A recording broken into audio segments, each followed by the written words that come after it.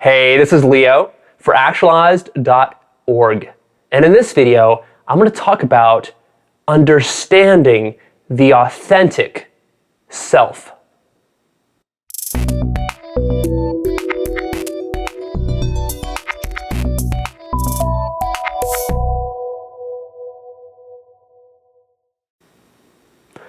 No man ever steps into the same river twice, for it is not the same river, and he is not the same man.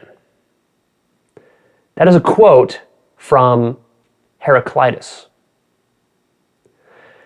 In this video, I want to address a really important foundational concept in personal development, and that's the concept of the authentic self.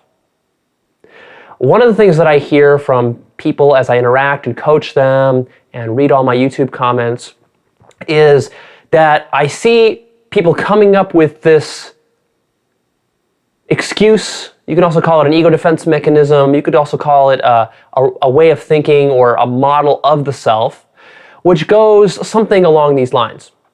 They'll hear some suggestion that I make that they should enact in their life, and then they'll come back with this kind of thinking.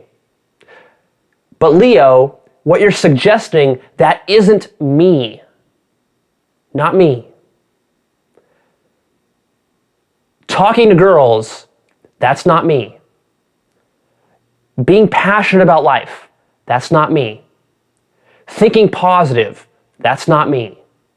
Meditation, that's not me. Being fit and caring about my nutrition, that's not me. Going out, partying, clubbing, going to bars, that's not me. Socializing, schmoozing with people, small talk, that's not me. Studying hard, being a good student, that's not me. Focusing on one thing at a time instead of multitasking, that's not me. Leading others, being a leader, that's not me. Learning a new language, that's not me. Doing art, being creative, that's not me. Being a millionaire, that's not me.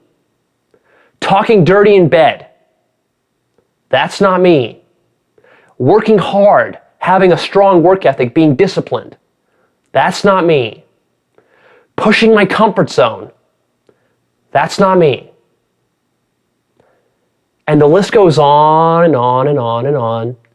And I'm sure you've got your one or two things that you think maybe you should be doing in your life.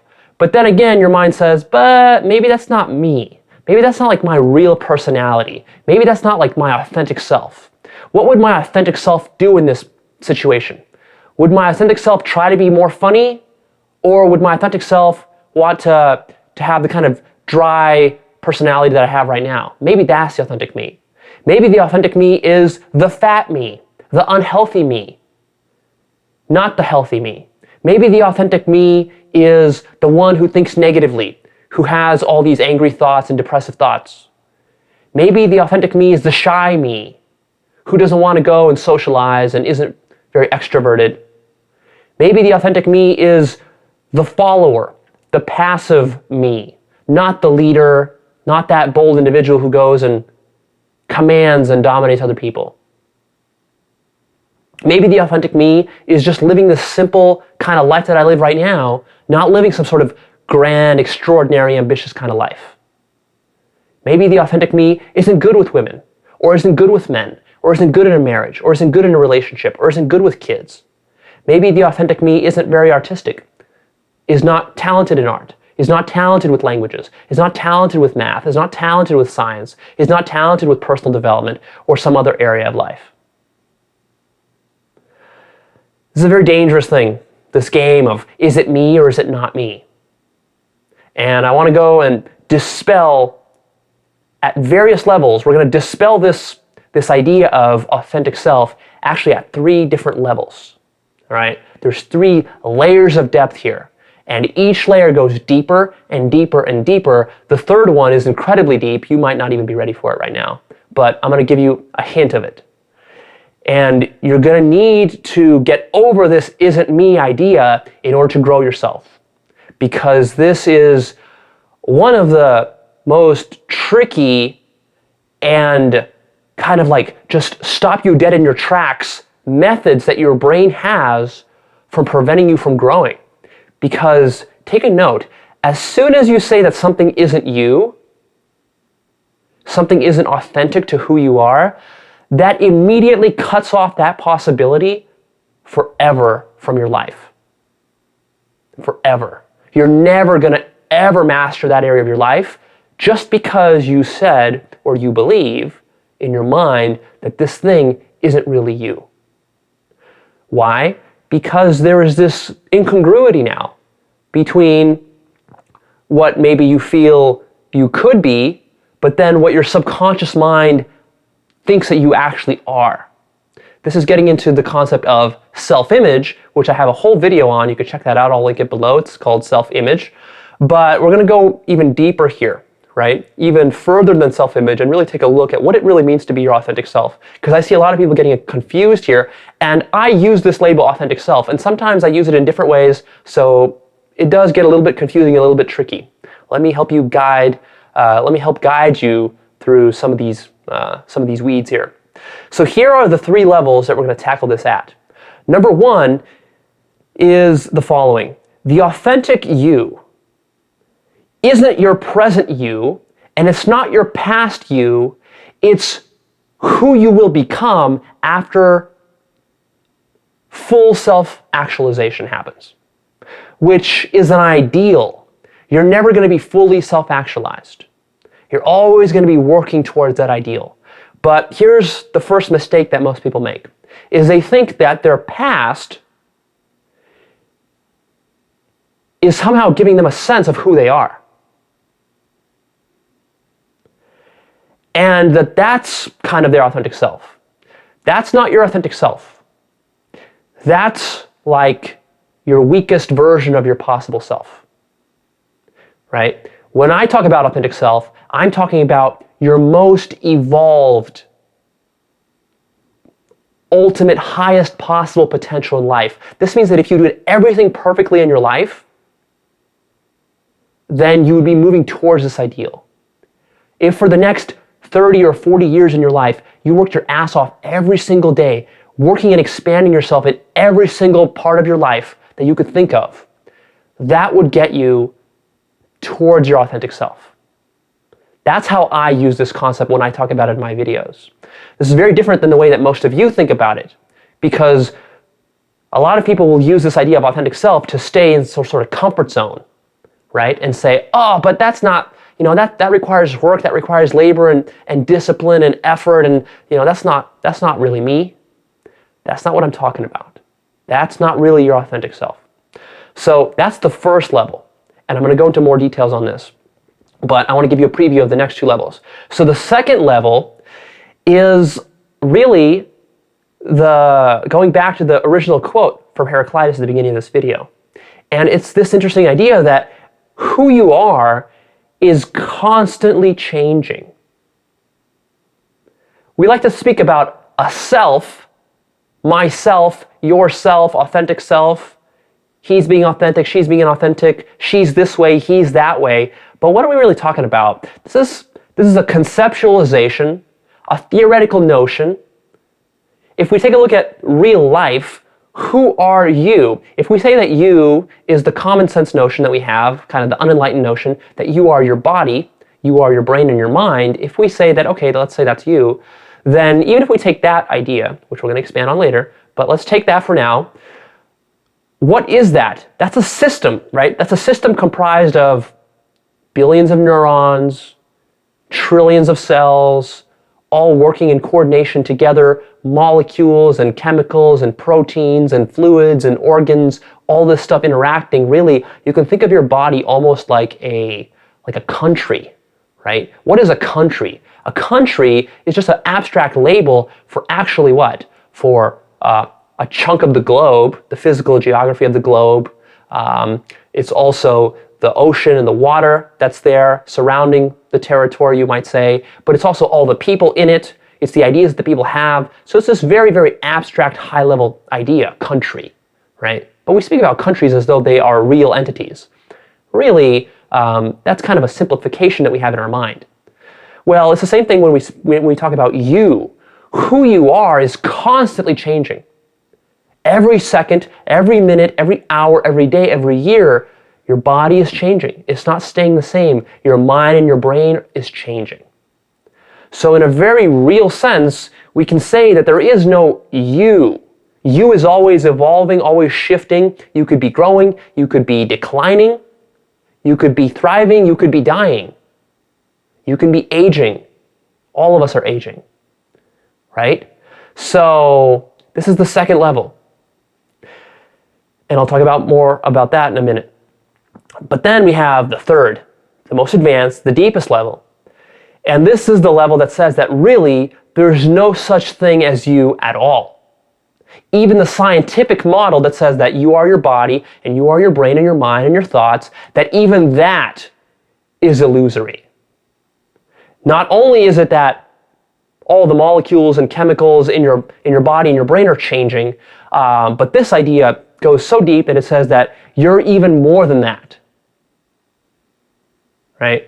You literally are the whole of experience and the whole of reality, not just your body and your thoughts.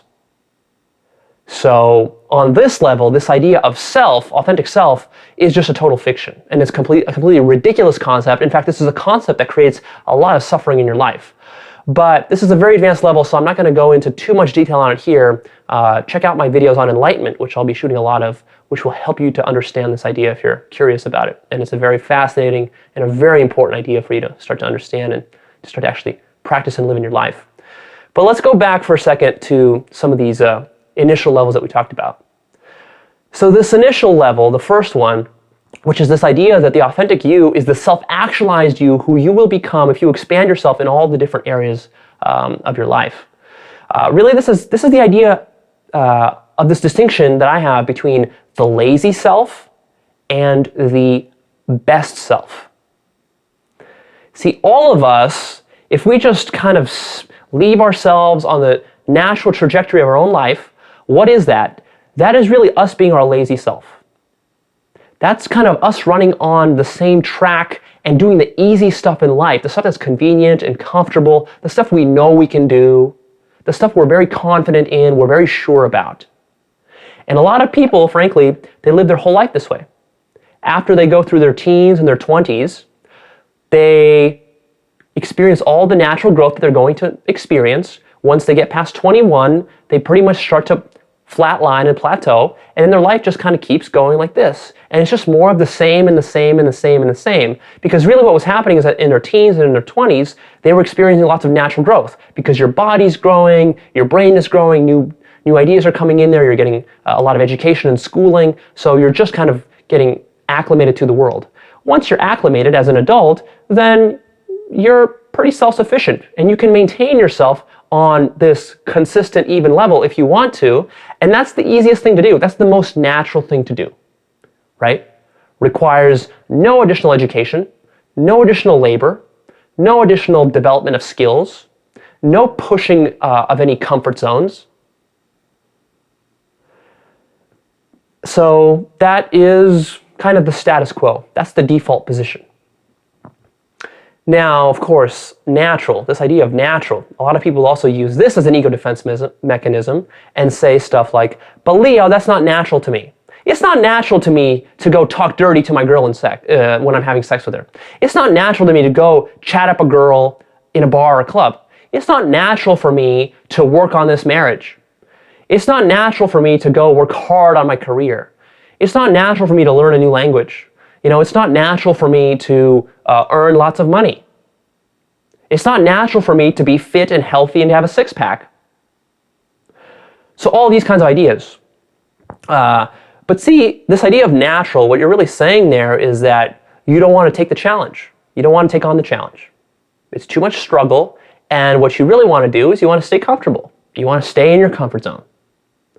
And of course, who can blame you? Who doesn't like being comfortable? Who doesn't like staying in their comfort zone all the time? In modern society, it's very easy to be comfortable. You get a job that pays your bills and you're pretty much set.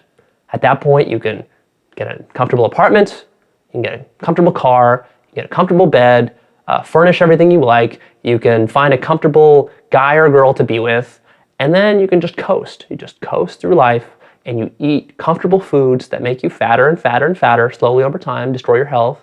And you just do kind of the comfortable stuff that's easy to do at work, and that makes you mediocre and average at your work. Nothing's really advancing, you're just kind of mediocre and average, and you keep going and going and going, but it pays the bills, so you're happy. You sit at home, you watch a little television, you play a little video games, you go out to the movies once in a while, do some fun stuff with your friends, and that's a comfortable life.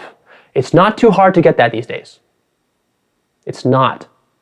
But what happens there, because of this idea of self-actualization, and Abraham Maslow's idea that self-actualization is actually not a luxury, but it's a requirement of your psyche. Once you get the basics in your life down, you're not gonna just sit there. What's gonna happen is that your mind is gonna slowly start to rot, and your soul is gonna rot from the inside out, because you know that you're destined for something much greater in life.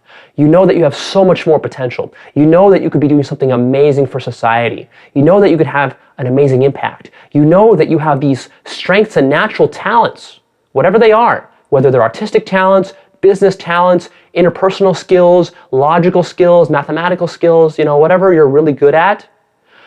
You know that you owe it to yourself to develop those and to work really hard on those so that you can really turn those talents to something that really shines. So this idea of being natural, watch out for that. What's natural is usually shit. And I don't know about you, but I don't want a shit life. I don't want a natural life. I want the best possible life, the self-actualized life. And for that, you have to have this expectation that you're going to be working really hard, growing yourself.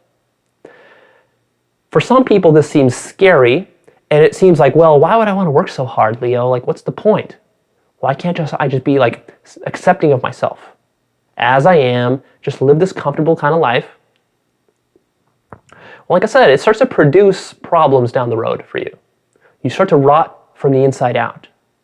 And also, the greatest fulfillment and pleasure that you get from life is not these low-level pleasures of satisfying some of your basic desires with food and sex and shelter, but it's the high-level pleasures of self-actualization work. Growing yourself, pushing yourself and conquering obstacles, being on that hero's journey in your life, living a life with passion, helping other people in whatever way you want to help them, by creating some amazing art, or creating an amazing company and a business, or doing some sort of charitable work, or whatever lights you up. That's where you get the deepest sense of fulfillment in life, is when you're doing that, when you're sharing your greatest gifts. So I think you sense that, and I think you know that you want that in your life, right? If you do, you have to change this expectation of your authentic self being who you were in the past or who you are presently. That's not your authentic self. Your authentic self is what you're going to be growing to every single day when you're pushing yourself. Let me give you a sense of what your authentic self looks like, because it's still kind of abstract. I want to make it very concrete. And don't think that this doesn't apply to you. This description that I'm about to give you applies to you, even if right now you feel like this is totally not you. This can be you, and this must be you if you want to be self-actualized. Here it is. Your authentic self, if you were that right now, he or she would be confident, completely confident, assertive, disciplined, internally grounded in his or her own values, emotionally stable, on purpose in life, passionate, deeply passionate about everything that you're doing in life, having zero limiting beliefs of any kind, believing not in a idealistic, quixotic kind of way, but in a pragmatic kind of way, believing that you can accomplish whatever you want to accomplish in life, having that sense of strength and power, having a high self-esteem, knowing that you deserve it, knowing that you deserve enormous success, knowing that you deserve enormous happiness in life, having a desire to explore all of life, not judging it, but just wanting to explore and partake in it, being fully self-expressive, not holding back at all for anyone, not being hemmed in by anyone's opinions of you, having zero fears, complete fearlessness, being able to go in and tackle any kind of challenge in life, any kind of obstacle, any kind of project that you want without your fears holding you back. It also means being 100% positive. No negative thoughts of any kind, seeing the world as a beautiful, amazing, positive place, and wanting to make it even better.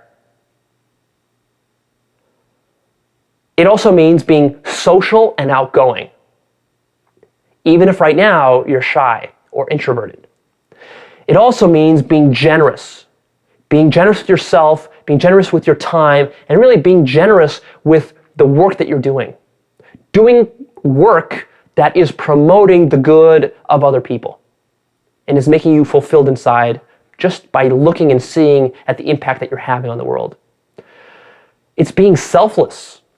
It's not caring so much about a lot of petty little problems in life, but being more idealistic, being more values-driven, being driven by higher consciousness. It's also having high consciousness. It's being in a high consciousness state rather than a low consciousness state, which is the difference, for example, when you're meditating, high consciousness state, when you're fulfilling your goals and your dreams and you're working really hard, that puts you in a high consciousness state. Low consciousness state is when you're watching television, or when you're doing drugs, or when you're stuffing yourself full of junk food. Being authentic also means that you're healthy. Fat is not authentic. There's nothing authentic about being fat. There's nothing authentic about being overweight. There's nothing authentic about doing drugs or other kind of chemical dependencies or addictions. So being completely clean, completely sober, and completely healthy and fit, lean, the way your body was designed to be. Your body was designed to be lean. Whether you're a man or a woman, it was designed to be lean,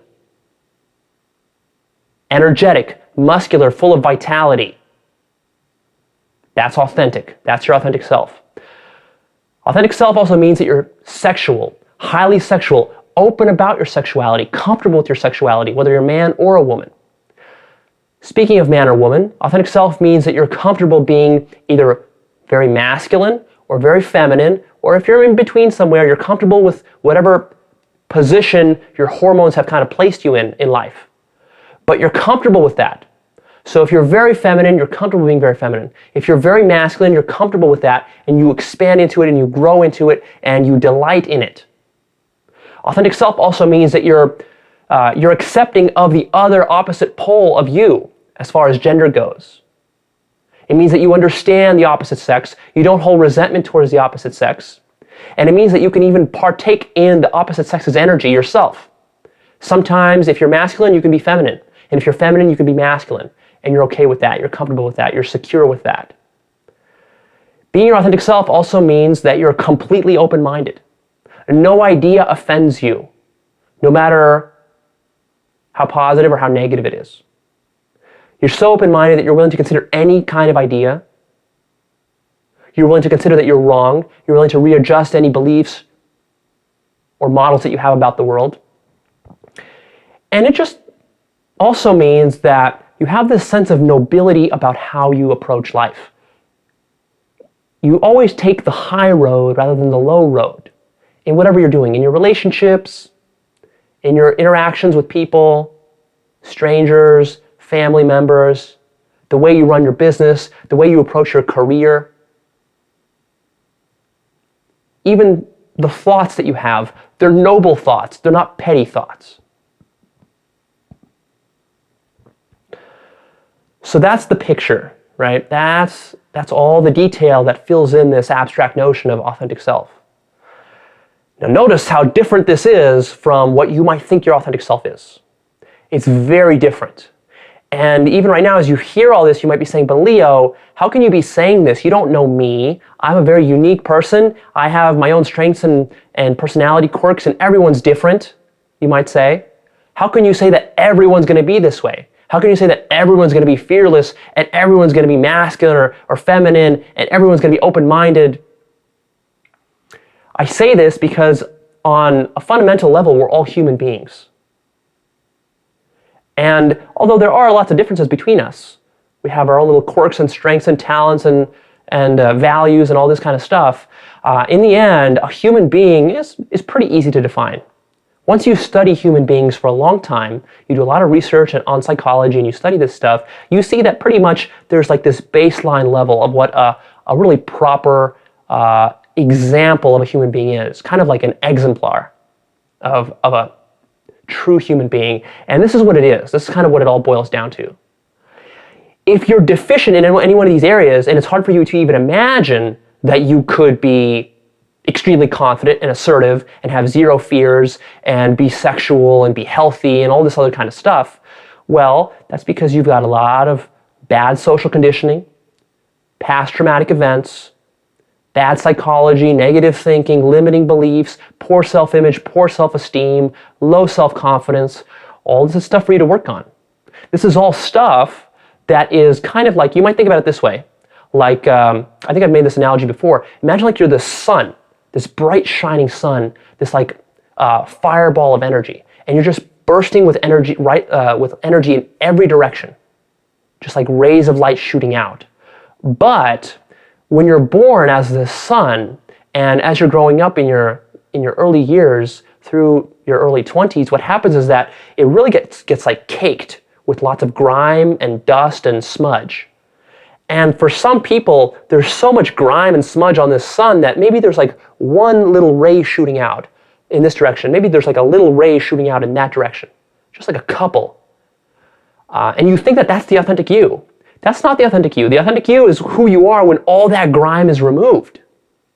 And that's what I'm telling you with all these little characteristics that I just mentioned, all these details. That's who you will be.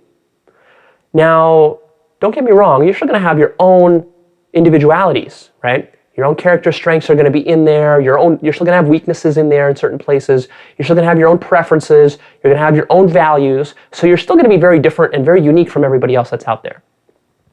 But stuff like confidence, this is a very general characteristic. You can be confident about doing your art. Somebody else could be confident about doing their business.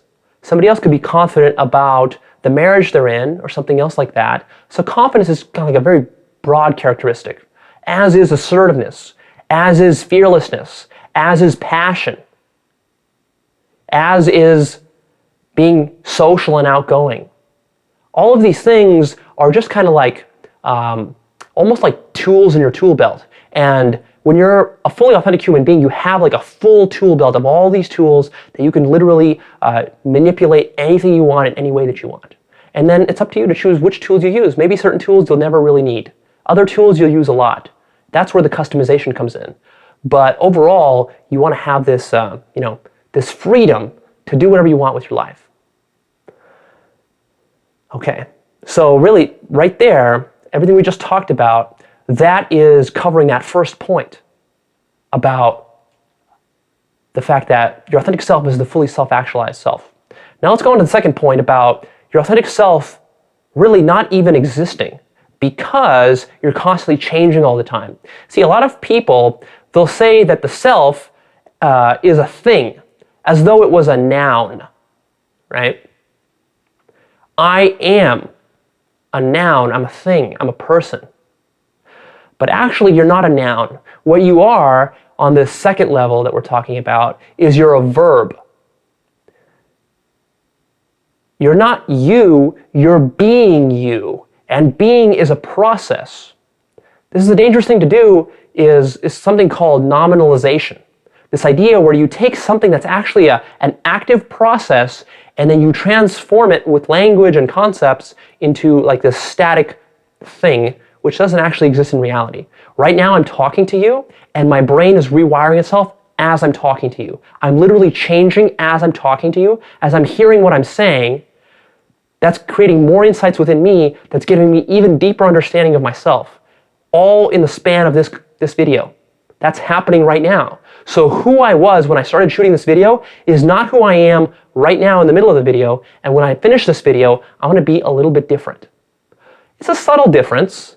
It's not a life-transforming difference, but you know what? Over the years, these little differences add up and they can produce enormous changes, which is how you can have someone who is fat their whole life, then get skinny, be shy their whole life, then get really confident, be horrible with money, then start earning millions of dollars, be horrible in business, then create $1 billion business, be horrible in relationships or marriages, and then find his perfect dream girlfriend or boyfriend and partner for life. This is how this stuff can happen, and although it's rare, it's not the norm, you can have this happen in your life. It's just a matter of being conscious about wanting it and then going out there and pursuing it, and also knowing how to do it, having the right tools, strategies, mindsets. So be careful about this. Don't put yourself in this little box and tell yourself that you're this noun, this thing. Actually, you're a process that's always evolving. So have faith that changes are happening within you all the time. You just need to direct them in the right direction a little bit. Your brain is literally changing itself every minute. Good. The next point I want to talk about is that you have to realize that this self-image that you have, which is a bunch of beliefs about yourself. You have a self-image that tells you how beautiful you think you are, how attractive you think you are to the opposite sex, how good you think you'll be in business, how good and talented you think you are at art, or at math, or at science, or at learning, or at any other kind of skill in life. You have a self-image that tells you how good you think you are as a human being, how much value you feel you have in society relative to other people. Your self-image tells you how often you think you'll succeed versus how often you think you'll fail. And all of this is beliefs. And these beliefs, they've all been installed simply through your upbringing. A lot of people, they get very attached to these beliefs and they say, well, this self-image, this is really me. This is who I am. No, you gotta be a little bit less serious about it. The fact is that your self-image has been shaped largely by influences outside of your control. Literally by random fluke luck. You happen to be born in a certain country at a certain time in modern society.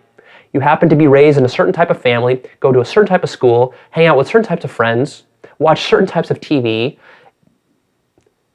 engage in other certain types of media, movies and magazines and books, and all these things, a lot of them were just random. Someone gave you a book, you read it, it changed some part of your self-image.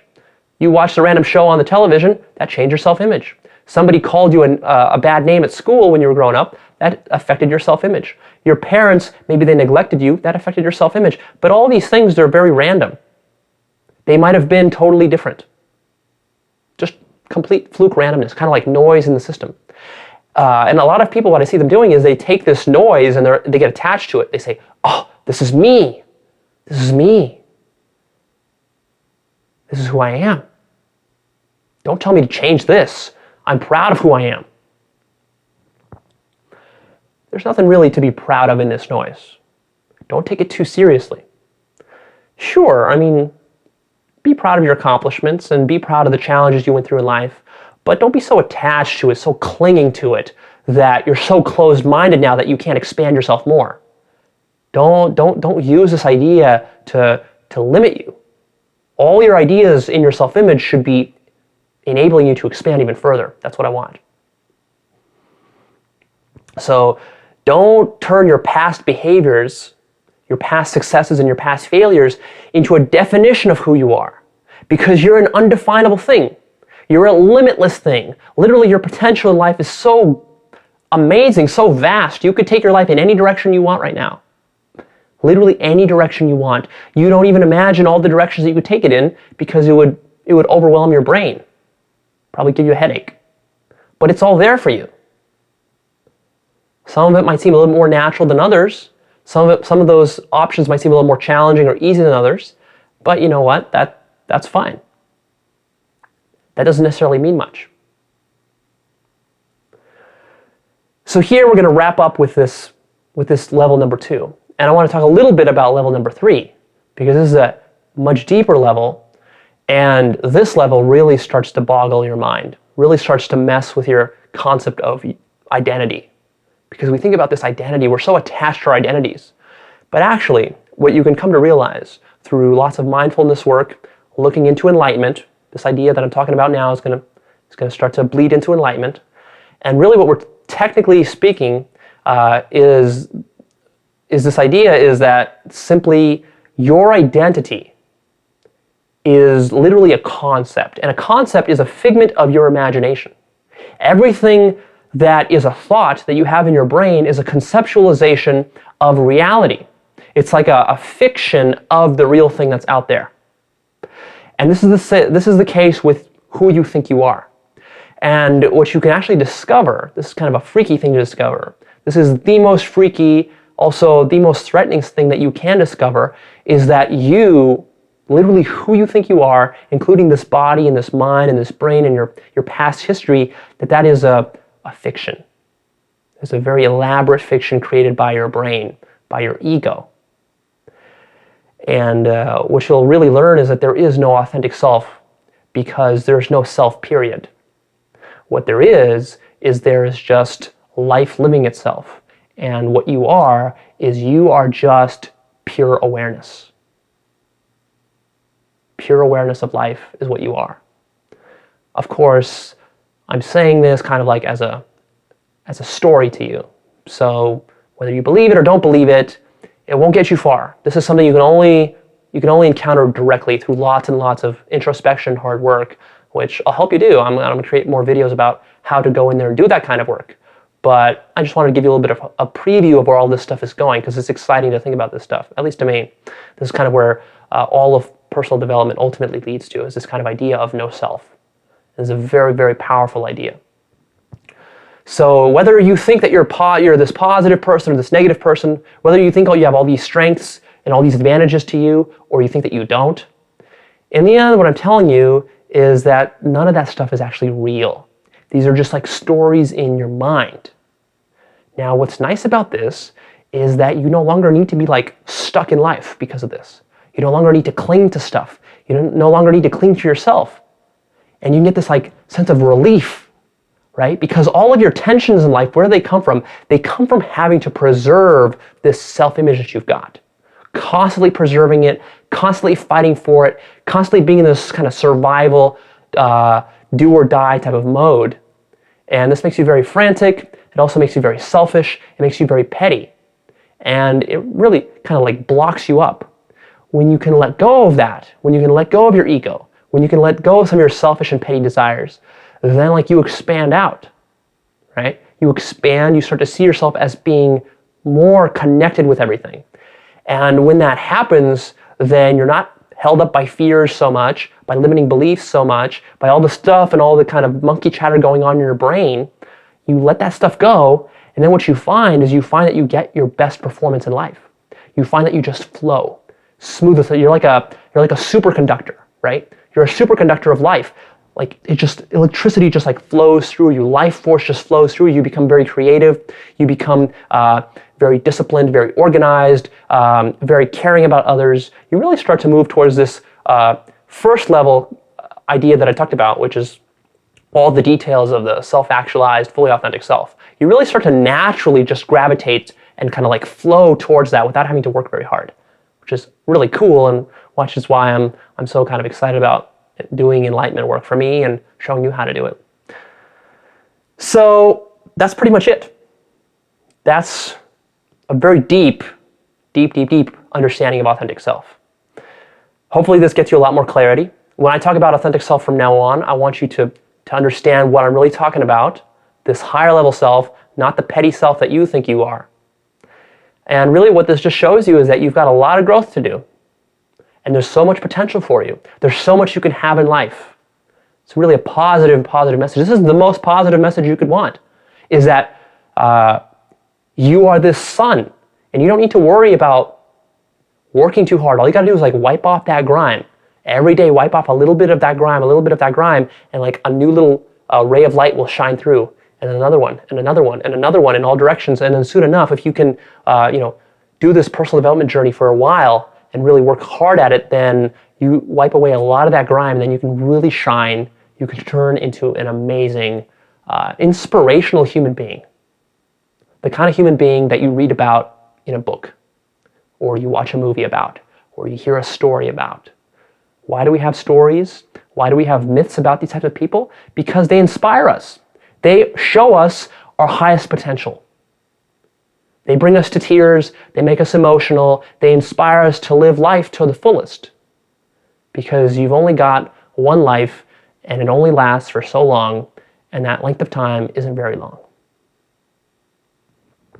All right, this is Leo. I'm going to be signing off. This is how to understand the authentic self. Really fascinating topic. Go ahead and post me your comments down below. Please like this video, click the like button if you did, and of course, share it. Share it with your friends, throw it on Facebook. The more you guys share my videos, the more popular they become, the more I can release of them for free. And finally, come and sign up to my newsletter at Actualized.org right here. It's a free newsletter. Sign up and you'll be on track to get my weekly videos. I release new content all the time. My best content is yet to come. I feel myself growing every day. I feel myself more and more excited about the possibilities of shooting these videos every single day. So many ideas to shoot. Literally, I have a list of over 100 videos that I'm going to make, and I love taking requests from you guys for more ideas, so feel free to shoot them to me. Email or comment down below. So sign up and you'll be on track with that, right? Because this process of wiping away the grime, that's basically what we're doing. That's a metaphor for what all of this channel, this website is about. How to wipe a little bit more of that grime off so that you can fully shine, be your real authentic self, and eventually get to a place where you discover no self, which is the ultimate realization that you can have in this life. And it's a really powerful, it's a really exciting thing. And I'm excited to help you to progress on this journey, no matter where you are, from the beginning to the middle to the very, very end. So sign up and you'll be all set.